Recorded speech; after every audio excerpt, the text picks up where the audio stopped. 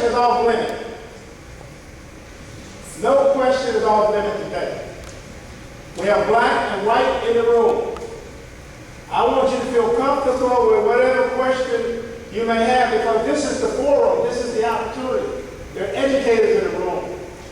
We cannot grow and we cannot be empowered if we're not honest. I don't want you to leave this presentation and say, I was a little uncomfortable. I want you to be a little uncomfortable, but that's okay, but I want you to feel comfortable enough to at least present your question, because that's the only way you're going to get an answer. Okay? If you don't ask a question, you won't get an answer. Okay? So I want you to feel comfortable. Whatever is on your mind, I want you to be able to say it. Is that okay? Can we agree to that? Okay. Some of the things that you may say today, I may not agree with. But I have to respect you enough to listen. And some of the things that I may say, you may totally disagree. You may say, that dude is crazy. Maybe a little bit. But that's not bad either. I think you have to be just a little bit touched in this kind of work, to work with the population that we do. I think you have to be empowered by God, number one. And number two, just a little bit touched. But that's okay. It's all right. So we're going to cover a lot of things today. And we're going to have some fun. I want to just tell you my story real quick. We're going to run through a couple slides, and then I have a couple exercises for you today.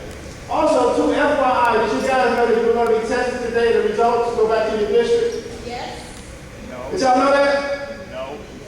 I see some expressions on people's faces like, what? You serious? Just joking, guys, just joking. You relax. You relax. Okay, guys, I am a product of St. Louis, born and raised in St. Louis. And I am the product of a single-parent household, come from a family of 5 children. My story is not unique to the young people that you work with, and maybe some of you all sitting in this room. I grew up and my father was not present in my life. My father left my mother when I was 4 weeks old, decided to move to California. So I had a long-distance father.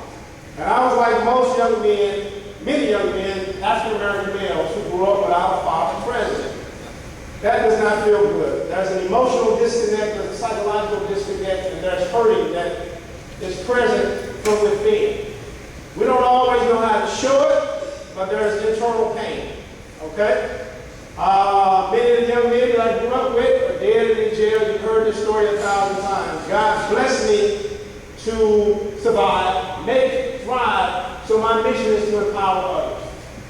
One of my goals today is to instill hope. Do what? Hope. Instill hope. So if I can do that, then I've achieved my objective. I like to walk around, I have a lot of energy, so you guys bear with me. I'd like to welcome you to understand the crisis of the black male and empower you to action. Doing nothing leads to nothing. Doing something represents change. I don't want you to be an armchair activist. We can all complain about the many problems and social ills of the community, but we don't do anything about it, then shame on us. Everything stays the same. 3 kind of people in this world. You've heard this before.